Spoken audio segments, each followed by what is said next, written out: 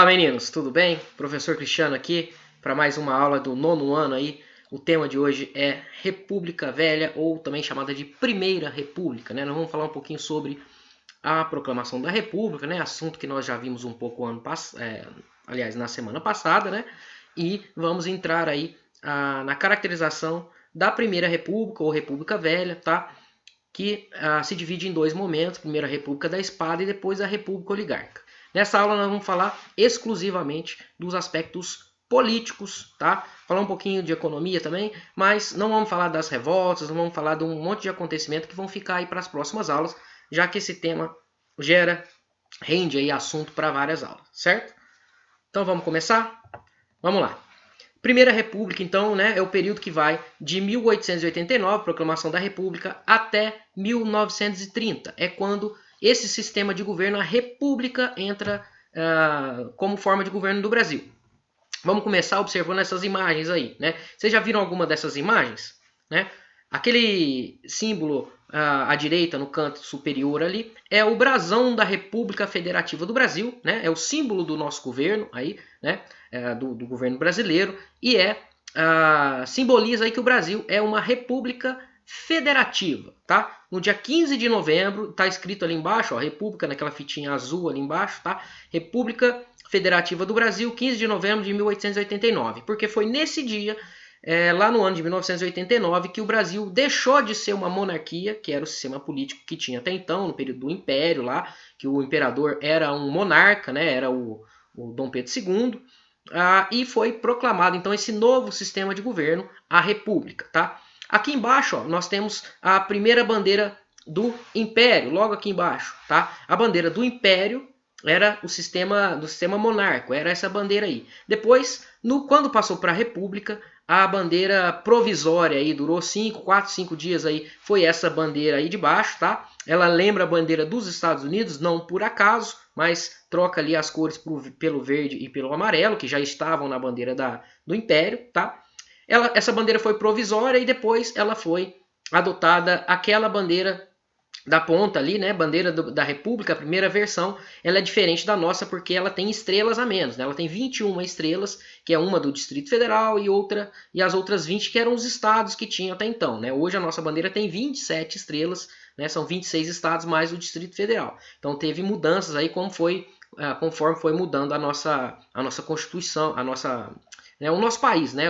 A forma como o nosso país estava dividido, os estados que foram sendo criados, tá? Mas então passou dessa bandeira aqui embaixo, tá? Dessa primeira bandeira do Império, para aquela última lá, né? Tendo essa segunda aí, essa do meio, adotada provisoriamente lá, enquanto não se decidia como seria essa nova bandeira que foi feita por um decreto do nosso primeiro presidente, o Marechal Deodoro da Fonseca. Mas o que mudou? Foi só o símbolo? Né? O que simboliza esses símbolos? O que significa essa palavra república? Vocês sabem? É o que nós vamos entender hoje na aula, tá? Então vamos analisar a República Velha ou a Primeira República. Esses dois nomes são comuns, tá? Primeiro vamos começar com os símbolos, né? Se o Brasil deixou de ser uma monarquia e passou a ser uma república, então é um novo país, né? É uma nova pátria e aí é preciso fazer símbolos que vão representar essa nova pátria, como a bandeira, por exemplo. Essa obra aqui do lado, ela tem esse nome, Pátria. Um quadro foi pintado em 1919. E nele estão contidos ali alguns dos símbolos, né, que representam essa nova ideia da república, tá?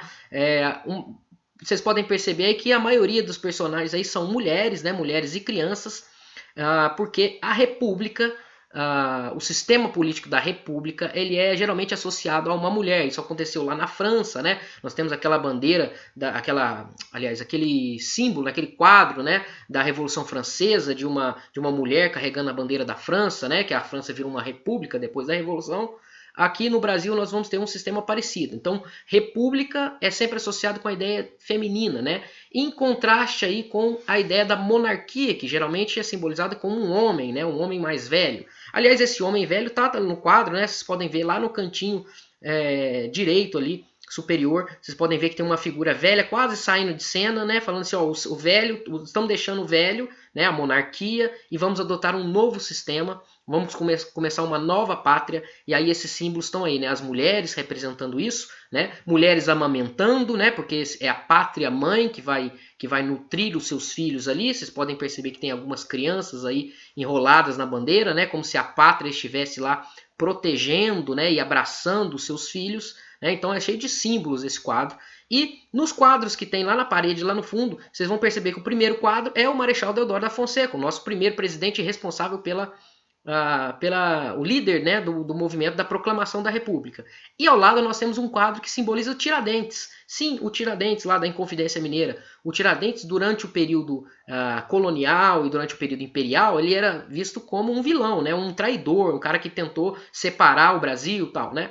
Rompeu laços lá com Portugal. Agora não, agora ele é visto como um herói, né? Ele que está tirando o Brasil aí da mão dos portugueses e tudo mais, né? Lembrando que os nossos imperadores eram portugueses, né? Eram de família portuguesa, aliás, né? Eram descendentes lá do Dom João VI, né? Então nós temos essa nova linguagem para o Brasil. Tudo isso está simbolizado nesse quadro. Então é preciso criar símbolos, criar a bandeira, criar o brasão, né? Criar o hino, né? A bandeira nossa com esse formato aí foi proclamada no dia. Aliás, foi instaurada, foi decretada como símbolo nacional, voltando aqui, no dia 19 de novembro, né? Por isso que esse dia é até hoje o dia da bandeira, tá? Então temos esses símbolos dessa nova pátria, dessa nova nação do Brasil republicano sendo criados aí, tá? Tem toda essa questão simbólica. Mas como que essa ideia de república chegou no Brasil? Bom, a ideia de república, né, ela tem origem... O que quer dizer república, né? Qual que é a diferença da república para a monarquia? A monarquia é um sistema onde o governante é um rei, né? O poder é hereditário, é passado de pai para filho, e ele fica lá a vida inteira dele como rei, né? Só muda o governo quando ele morre, né? Então, um sistema vitalício ali de governo, que não tem eleição, né? O povo não escolhe o rei. A república não, a república já vem lá da ideia da Roma antiga, né? De res publica, o termo que quer dizer coisa pública, tá? Então essa ideia de que o patrimônio brasileiro, o Brasil como um todo, o Estado brasileiro, ele tem que ser governado pelo bem de todos e não pelo bem só do governante. Não é o governante, o rei, que faz o que ele quer da cabeça dele porque ele é o dono de tudo. Não, agora é o povo que manda no país. Essa é a ideia por trás da república, né? Esse conceito de república também passou por uma mudança aí na Revolução Francesa, né? Associando aí a ideia de liberdade, de democracia, né?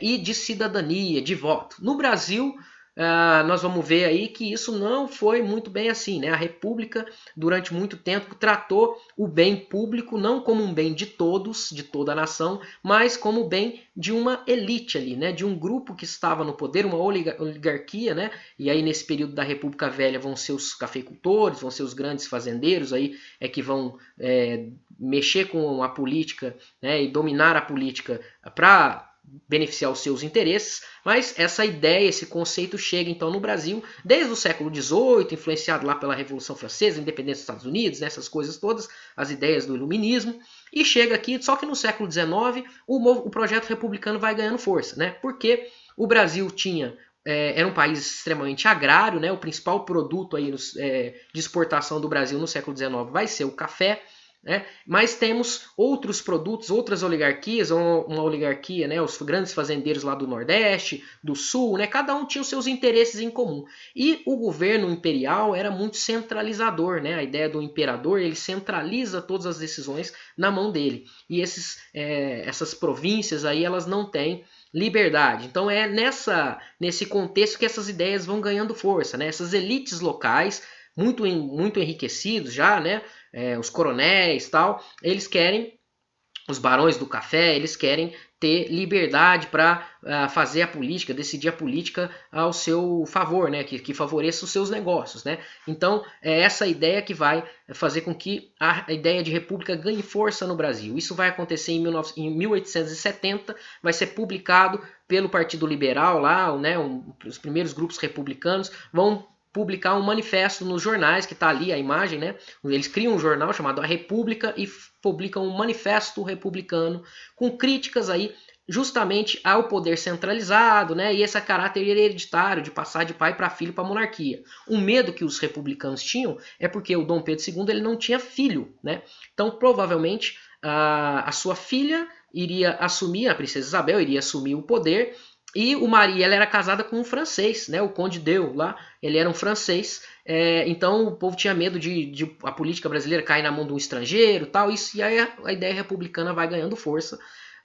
Vão surgindo clubes republicanos em todo o país, né, no Rio de Janeiro, São Paulo, né, e aí são fundados os partidos republicanos e essas ideias começam a circular.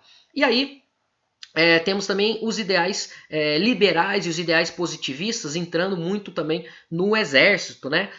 Aquela ideia da ciência, aquela ideia de que, né, nós tínhamos que tratar as coisas através do método científico, né? Com retidão, né? Todas as ideias positivistas, né? O lema positivista, aliás, é ordem e progresso, né? Que está na nossa bandeira republicana, vem aí desse movimento, tá?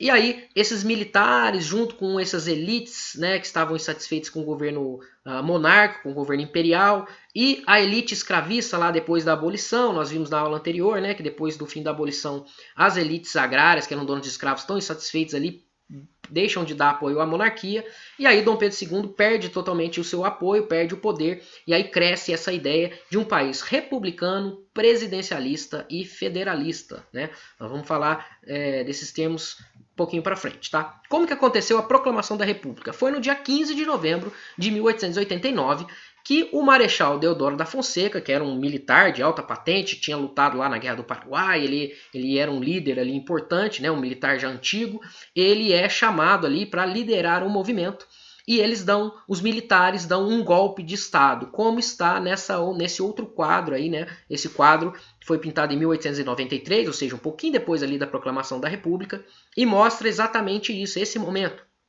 em que os militares tomam ali a Praça da Aclamação, né, que vai mudar o nome depois para a Praça da República, lá no Rio de Janeiro, que era a capital do país, e proclamam a República, né? Os conspiradores, então, eles vão ocupar os prédios públicos, vão dar ordem de prisão para as autoridades imperiais e vão tomar o poder, ou seja, o Brasil vira república a partir de um golpe de Estado, um golpe dado pelos militares. E aí eles assumem o poder. Dão uma cartinha, o Deodoro da Fonseca, ele era próximo ali do Dom Pedro II, né? Ele não quer fazer nada com o Dom Pedro II, então eles enviam uma carta lá para ele, falando que ele e a família imperial estava convidada a se retirar do país, pois o país agora não era mais uma monarquia, não era mais um império, e era sim uma república. Percebam nessa imagem aí que nós temos na praça exclusivamente militares, tá? Esse foi um movimento, um golpe de Estado liderado pelos militares que vão tomar o poder e vão assumir o governo sem participação popular. Aliás, a população nem sabia direito o que era a república, né? Não estava entendendo nada, viu aquilo ali, achou que era um feriado, alguma coisa, né? Uma parada militar, não entendeu nada, ela foi informada só pelos jornais nos dias seguintes lá que foi saindo que o Brasil deixou de ser uma monarquia e virou uma república, tá? Essa notícia, aliás, demorou para chegar em alguns estados, né? O pessoal não ficou sabendo o que estava acontecendo, né? Não era igual hoje que temos informação rápida, né? WhatsApp, tal, internet. Não, nessa época aí demorava para chegar essa ideia e a população, ó, ficou sem saber o que estava acontecendo. Inclusive tem uma frase famosa sobre isso que fala lá que o povo assistiu bestializado à proclamação da República, ou seja, o povo não entendeu nada do que estava acontecendo e ficou só observando aquilo lá sem participação. Então a República não foi proclamada com o povo lá, né, proclamando a República. Não, foram as elites e os militares que deram o golpe lá e mudaram o sistema de governo. O que mudou então? O Brasil passou a ser uma república. E se ele é um país, uma república agora, ele precisa de ter um governo provisório. Então esses militares ali vão montar rapidamente ali um governo provisório, né, que vai de 1889 até 1891. E aí o primeiro presidente, provisoriamente, vai ser o Marechal Deodoro da Fonseca, o líder lá da proclamação. E aí ele vai organizar o país, né? Essa primeira fase é uma fase de organização desse novo país. Então ele vai ter o exílio da família real, né? A família Dom Pedro e todos seus familiares vão embora do país, vão ser expulsos do país aí, vão voltar lá para Portugal. Vamos ter uma separação do Estado e da Igreja, porque isso é uma das cláusulas lá do do positivismo, né, e dessas correntes aí republicanas, né, separar Estado é uma coisa e Igreja é outra. Então, no período imperial, a Igreja e o Estado estavam unidos, né? O catolicismo era a religião oficial, agora deixou de ser, não tem uma religião oficial do país. E outra, eles vão naturalizar todos os imigrantes, né? Ele fala assim, ó, gente, tinha muito português ainda vivendo no país nesse momento, eles falam assim, ó, todos os imigrantes estão aí, inclusive os portugueses, se aceitarem que o nosso sistema político novo agora é uma república, podem ficar aqui, vocês vão ser naturalizados brasileiros, podem ficar em paz. E aí tem muita gente se naturaliza brasileiro nesse momento, e aí elegem as províncias, né, que como eram chamados os estados até então, vão eleger os seus representantes para fazer uma constituição, para fazer uma assembleia constituinte e fazer a primeira constituição. Tá? Então, eles se reúnem lá a partir de 1890 e em 1891 é promulgada a primeira Constituição da República, a Constituição de 1891, cuja capa é essa, que está lá, que está aí na imagem. E essa Constituição, então, estabelecia como seria o governo a partir de então. Ela estabelece que o governo é uma república, né? Ou seja, tem aquela ideia do bem público, né? Do bem de todos, e a ideia de que o governante não é vitalício, não é, né, hereditário, não é até a morte. O governo ele vai durar um tempo, e aí vai ter uma eleição que vai escolher o outro governante. O chefe do governo vai ser o presidente, por isso é uma república presidencialista, tá? E uma república federalista. Isso é muito importante, porque as elites queriam justamente isso, né? Ter a liberdade de fazer suas leis próprias nos estados, de fazer as suas cobranças de impostos próprias nos estados, de acordo com os negócios que eram feitos lá, com o tipo de produto que era produzido e exportado, né? Então, essa ideia aí das elites estava lá na Constituição, né? Uma república presidencialista e federalista. Tá? Os estados, então, eles têm liberdade para fazer a eleição, autonomia para fazer a eleição do presidente do estado. Quem é o presidente do estado? Naquela época era o governador. Hoje nós chamamos de governador. Naquela época chamava presidente do estado. Então tinha o presidente da república e tinha os presidentes do estado, que eram como se fossem os governadores. E também os deputados estaduais. O estado passou a ser laico, como eu falei para vocês, sem influência religiosa, né? Separa da religião, e o poder passou a ser dividido em três: poder executivo, legislativo e judiciário. Executivo, o presidente, né? Os presidentes dos estados e os prefeitos. Legislativo, os deputados, né? E os senadores também. E o judiciário, os juízes, né? Aqueles que vão julgar as leis. O legislativo é o poder que faz as leis, né? Essas ideias aí são as ideias lá que vem lá dos iluministas, né? Porque essa ideia da república tem muita influência iluminista também. Então, temos o fim de um poder que existia durante o Império, que era o poder moderador, né?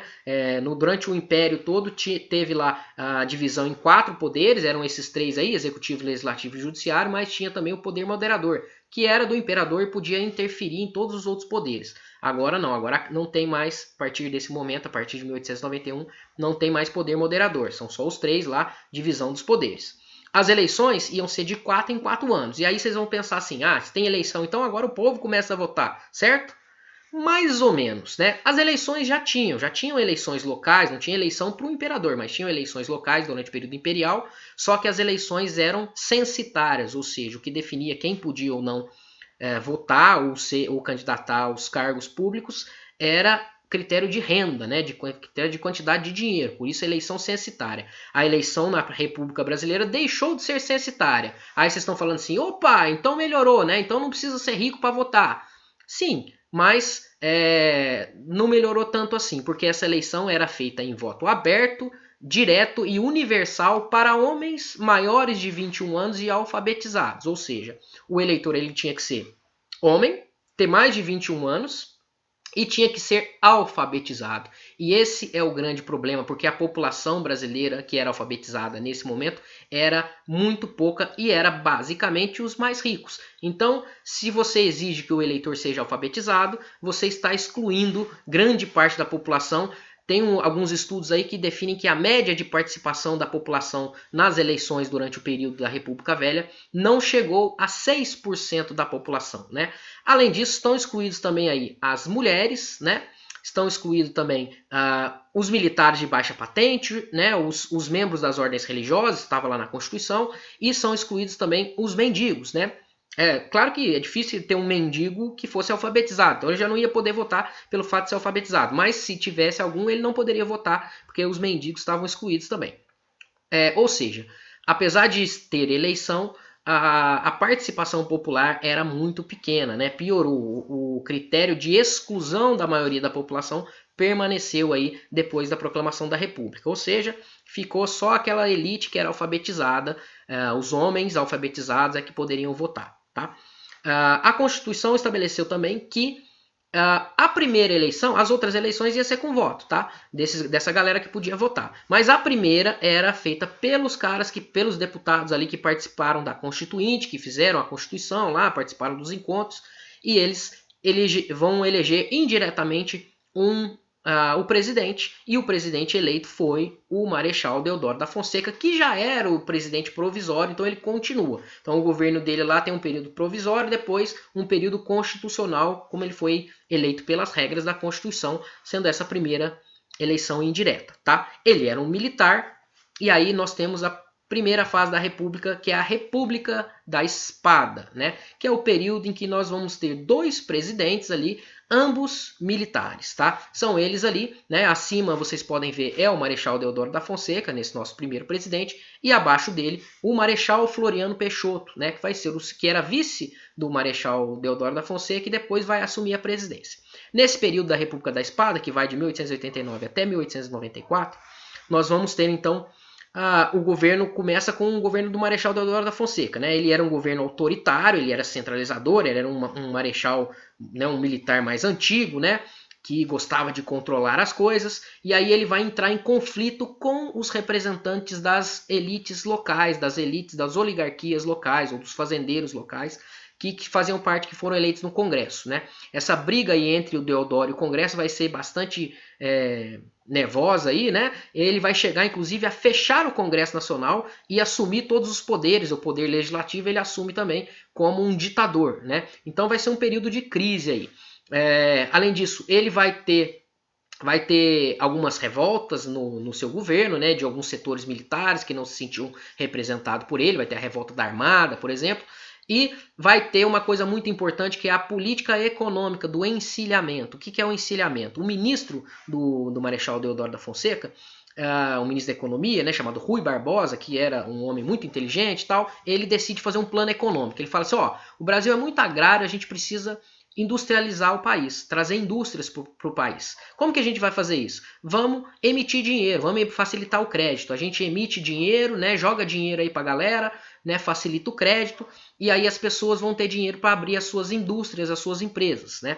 Essa era a ideia dele. Não deu certo, por quê? Com a emissão de dinheiro, a moeda nacional acabou perdendo valor. Né? Então, a gente teve uma perda de valor da moeda nacional, uma inflação muito grande, os preços subiram, ou seja, precisava mais dinheiro para comprar o mesmo produto, né? Isso é inflação, os preços sobem e vai ter uma série de empresas fantasma, o pessoal pegava esse dinheiro, abria uma empresa que não existia nada, né? Vai ter uns trambique desse aí, e aí vai ter uma crise econômica que vai durar por vários anos. Por causa desses problemas todos e por causa do problema com o Congresso, né, e das revoltas que teve, o Marechal Deodoro da Fonseca, nosso primeiro presidente, não consegue se sustentar no cargo e ele, pressionado, renuncia dia 23 de novembro de 1891, e aí assume o vice, que era também Marechal Floriano Peixoto, esse outro mais embaixo aí, né? Ele era mais jovem, né? Ele tinha uma ligação com os militares mais jovens, mais positivistas ali, e ele faz um acordo ali com os setores com os políticos, aliás, com os cafeicultores paulistas, né? Com as oligarquias paulistas, e aí nessa conversa ele consegue governar. E aí ele vai governar com mão de ferro, né? Ele vai ser chamado de Marechal de Ferro e vai conseguir controlar todas as revoltas que aconteceram e vai conseguir chegar até o final do seu governo. E aí tem a eleição e é eleito o primeiro não militar, que é o presidente chamado de Prudente de Moraes, dando início à República Oligárquica, que é a segunda fase da nossa República Velha, que nós vamos falar com mais detalhes durante as nossas próximas aulas. Tá? A República Oligárquica ela é marcada pelo poder na mão dos grandes fazendeiros, tá? Quando a gente fala de oligarquia, é isso, é um pequeno grupo que tem o poder, né? São os grandes fazendeiros, as elites agrárias que vão controlar a política, principalmente de dois estados, Minas Gerais e São Paulo, tá? Vão ser características da República Oligárquica desse período que vai de 1894 até 1930, alguns aspectos aí, como o coronelismo e o voto de cabresto, por exemplo, né? Os coronéis, que eram os grandes proprietários, os grandes fazendeiros, tinham um domínio político local, nas localidades, né? E aí o voto era aberto, né? Quem votava falava em voz alta o seu voto. Então o coronel pressionava as pessoas que dependiam dele para votar nos candidatos que ele mandava, né? Então falava assim, ó, para presidente do estado você vai ter que votar, né, para governador você vai ter que votar em fulano, para deputado eu quero que você vote em ciclano, para presidente eu quero que você vote em fulano.